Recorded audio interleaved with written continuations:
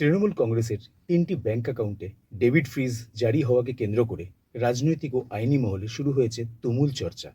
প্রায় ৪৪০ কোটি টাকার তহবিল ঘিরে ওঠা এই বিতর্ক এখন পৌঁছে গিয়েছে কলকাতা হাইকোর্টে। এই মামলায় উঠেছে একাধিক গুরুত্বপূর্ণ আইনি প্রশ্ন। চলুন দেখে নেওয়া যাক এই ব্যাংক অ্যাকাউন্ট ফ্রিজ মামলাকে ঘিরে কয়েকটি গুরুত্বপূর্ণ পয়েন্ট। কিন্তু এই মামলার সূত্রপাত ঠিক কিভাবে?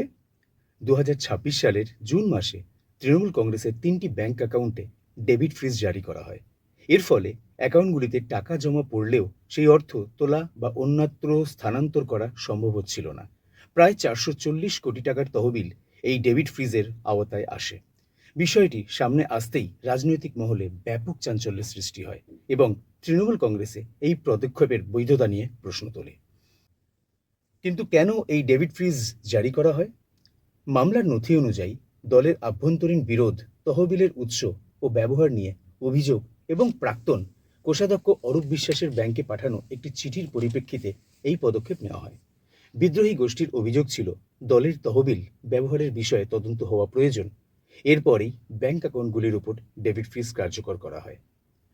কলকাতা হাইকোর্টে তৃণমূল কংগ্রেসের আবেদন ঠিক কী? তৃণমূল কংগ্রেস কলকাতা হাইকোর্টে আবেদন করে, দাবি করে ডেবিট ফ্রিজের সিদ্ধান্ত সম্পূর্ণ বেআইনি এবং এর ফলে একটি স্বীকৃত রাজনৈতিক দলের দৈনন্দিন সাংগঠনিক ও অর্থনৈতিক কার্যকলাপ বাধাগ্রস্ত হচ্ছে। দলের বক্তব্য, তদন্তকারী সংস্থা এবং প্রশাসন প্রয়োজনীয় আইনি প্রক্রিয়া অনুসরণ না করেই এই পদক্ষেপ নিয়েছে।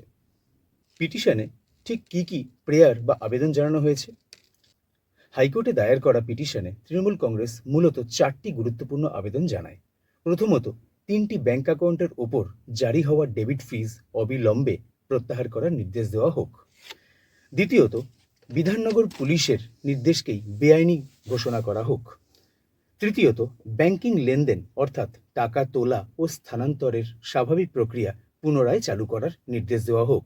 চতুর্থত, মামলার চূড়ান্ত নিষ্পত্তি না হওয়া পর্যন্ত অন্তর্বর্তীকালীন সুরক্ষা প্রদান করা হোক। কোন বিচারপতির বেঞ্চে বিষয়টি প্রথম ওঠে? ২০২৬ সালের 22শে জুন মামলাটি জরুরি শুনানির জন্য কলকাতা হাইকোর্টে বিচারপতি সুগত ভট্টাচার্যের এজলাসে উত্থাপন করা হয়। তৃণমূল কংগ্রেসের পক্ষে সিনিয়র অ্যাডভোকেট কিশোর দত্ত জরুরি ভিত্তিতে শুনানির আবেদন জানান এবং আদালতে দ্রুত হস্তক্ষেপের কামনা করেন। বিচারপতি সুগত ভট্টাচার্য ঠিক কী পর্যবেক্ষণ করেন?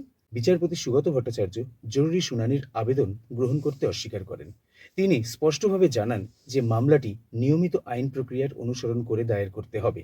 পাশাপাশি সংশ্লিষ্ট সমস্ত পক্ষকে নোটিশ দেওয়ার পর মামলাটিকে তালিকাভুক্ত করতে হবে এবং তখনই আদালতে বিষয়টি শুনানির জন্য গ্রহণ করবে। মামলার বর্তমান অবস্থা ঠিক কী? বর্তমানে মামলাটি কলকাতা হাইকোর্টে দায়ের করা হয়েছে। তবে আদালত এখনও ডেবিট ফ্রিজের ওপর কোনো অন্তর্বর্তী স্থগিতাদেশ দেয়নি। ফলে 3টি ব্যাংক অ্যাকাউন্টের ওপর জারি হওয়া নিষেধাজ্ঞা এখনও বহাল রয়েছে। আদালতের পরবর্তী শুনানি ও পর্যবেক্ষণের দিকে নজর রয়েছে রাজনৈতিক ও আইনি মহলের। মামলার মূল আইনি প্রশ্ন কি? এই মামলায় হাইকোর্টের সামনে কয়েকটি গুরুত্বপূর্ণ আইনি প্রশ্ন উঠে এসেছে।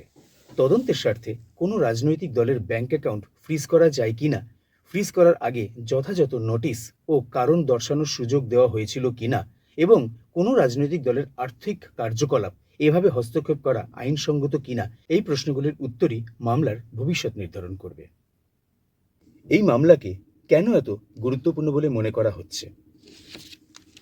আইন বিশেষজ্ঞদের মতে এটি শুধুমাত্র ব্যাংক অ্যাকাউন্ট ফ্রিজের মামলা নয়, এর সঙ্গে জড়িয়ে রয়েছে একটি বড় রাজনৈতিক দলের আর্থিক স্বাধীনতা, তহবিল নিয়ন্ত্রণের অধিকার, দলের আভ্যন্তরীণ নেতৃত্বের দ্বন্দ্ব এবং রাজনৈতিক সংগঠনের সাংবিধানিক অধিকার সংক্রান্ত একাধিক গুরুত্বপূর্ণ প্রশ্ন। তাই এই মামলার রায় ভবিষ্যতের রাজনৈতিক দলগুলির আর্থিক ব্যবস্থাপনা সংক্রান্ত গুরুত্বপূর্ণ নজির তৈরি করতে পারে। কেন এই মামলার দিকে সকলের নজর? কারণ এই মামলায় একদিকে রয়েছে প্রায় ৪৪০ কোটি টাকার তহবিল, অন্যদিকে রয়েছে একটি শাসক রাজনৈতিক দলের আর্থিক কর্মকাণ্ডের প্রশ্ন। আদালত যদি ডেবিট ফ্রিজ বহাল রাখে বা প্রত্যাহারের নির্দেশ দেয়, তাহলে তার প্রভাব শুধু এই মামলাতেই সীমাবদ্ধ থাকবে না, ভবিষ্যৎ রাজনৈতিক দলগুলির ব্যাংক অ্যাকাউন্ট ও আর্থিক কার্যকলাপ সংক্রান্ত আইন কাঠামোর ওপরও তার প্রভাব পড়তে পারে।